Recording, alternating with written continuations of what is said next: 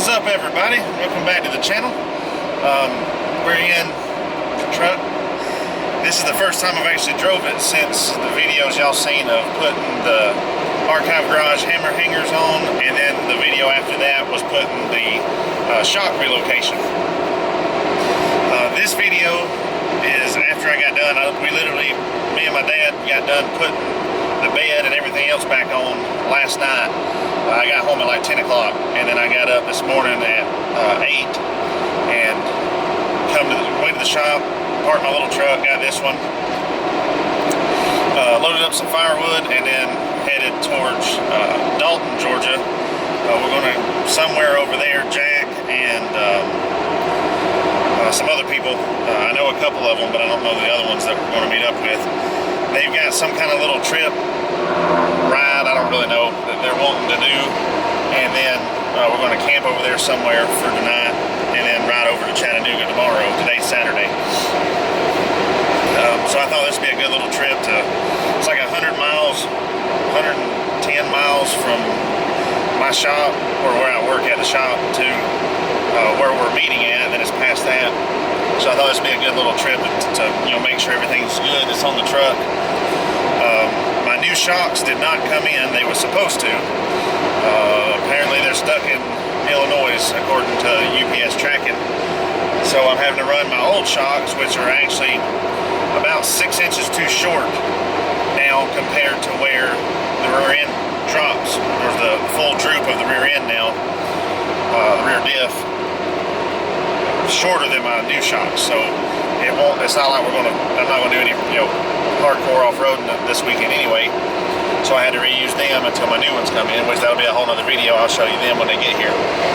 But yeah, so far, I mean, you can tell a world of difference in this thing driving. It rides a whole lot smoother, which according to everybody I've talked to, and then even the owner of Archive Garage, he said that's one thing about those hammer hangers, is it makes it ride a whole lot smoother, and you can tell a big difference. But yeah, so we're just headed down the road, and I'm an hour and 45 minutes from, we're meeting up at a Flying J in Dalton, and I'm just now on the outside of Cleveland, so I'm an hour and 45 minutes and 87 miles away. So I'm not really sure what we're going to get into, but thought I'd bring y'all along and we'll see. So yeah, alright, well, we'll see you in a minute. I'm not really sure what mountain I just come across. I think I'm actually almost into Jasper, Georgia. I'm not really sure. But there are several WMA roads I would definitely like to check out, just to be something easy to come camp on, because it's only about an hour and a half from the house. So I'm still, well, that'll show up 51 minutes from where we're meeting at. Oh yeah, I got some new knobs too, I forgot about those. Alright, well, I made it to the Flying J. Maybe y'all can see. I got the gas pump filling up the truck. It's like $3 and something a gallon here. It's 36 degrees, so I got my hind end back in the truck. It's cold out there. The wind's blowing so strong. I reckon they're parked over here next to Denny's. I think he said they're going to grab them some food, and then they're going to come fill up with fuel, and then we'll be ready to go. He said they wasn't in no hurry, so I don't really know where they're going anyway. So I'm probably going to walk in there and just get me a pie or something. It's like 12 o'clock. I'll just make me a sandwich or something when we get to camp.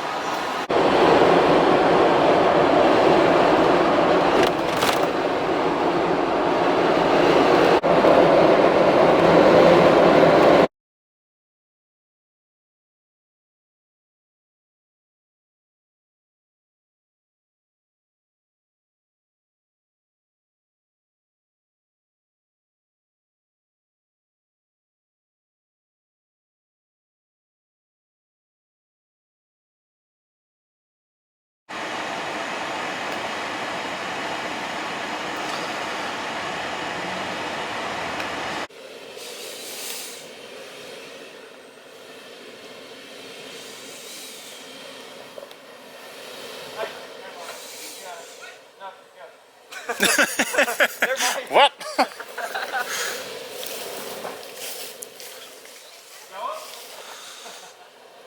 Put your tires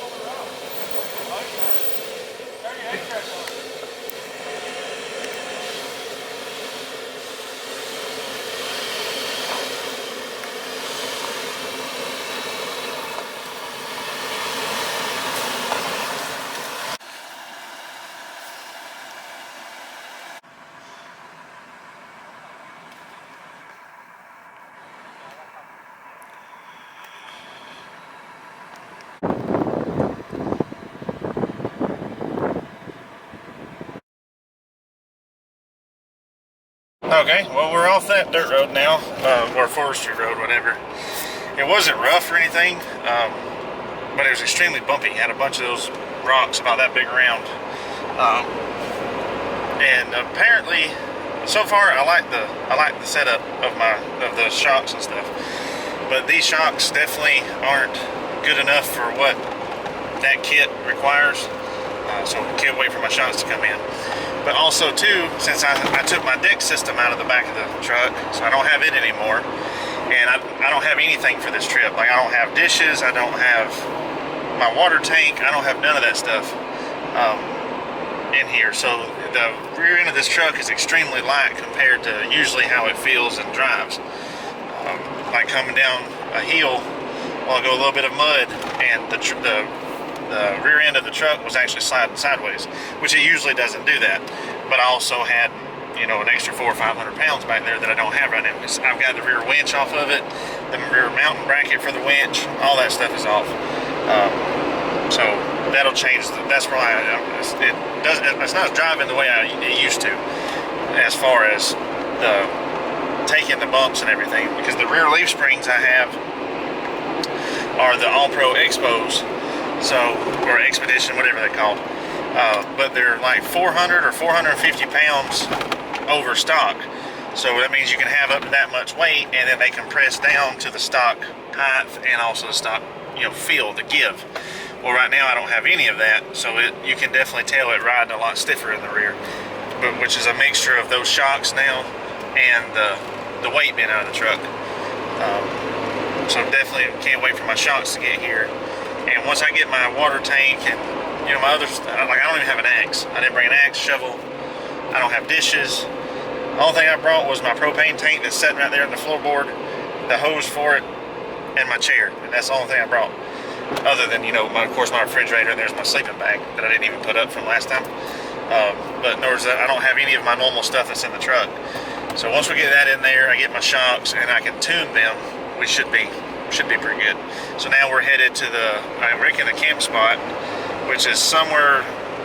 We come back out of that road, got on the paved road, and we turned right. So I'm not really sure where we're going. So I guess we'll see when we get there.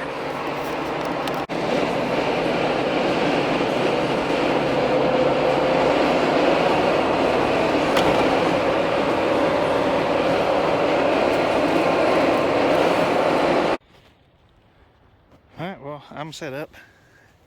I'm not really sure where everybody else went. I turned around and everybody's gone. There's Nick and Mary's truck. Tim's 4Runners over there. And that's Jack and Jenny's. And that's gonna be our far. I'm filming this on my new cell phone. We'll see how it turns out. I think it's actually gonna be more clear than my camera.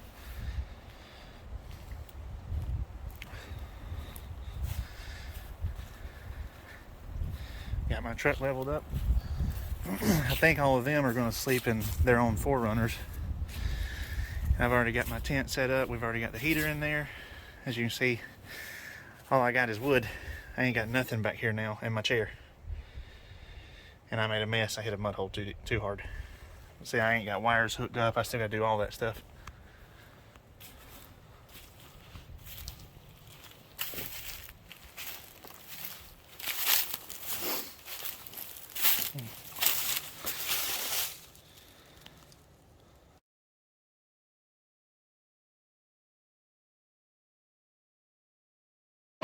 Good morning, y'all.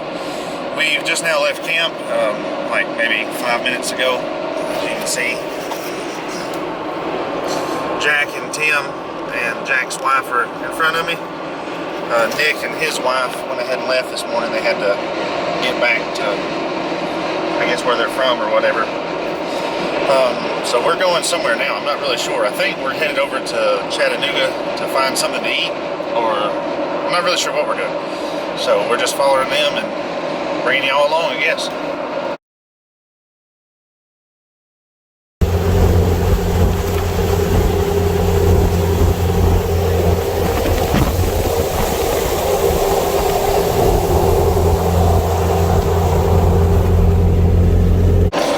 Good morning, y'all.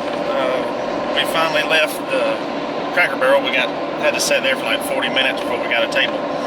It's 12:30 now. According to my GPS, I won't be home till basically 3.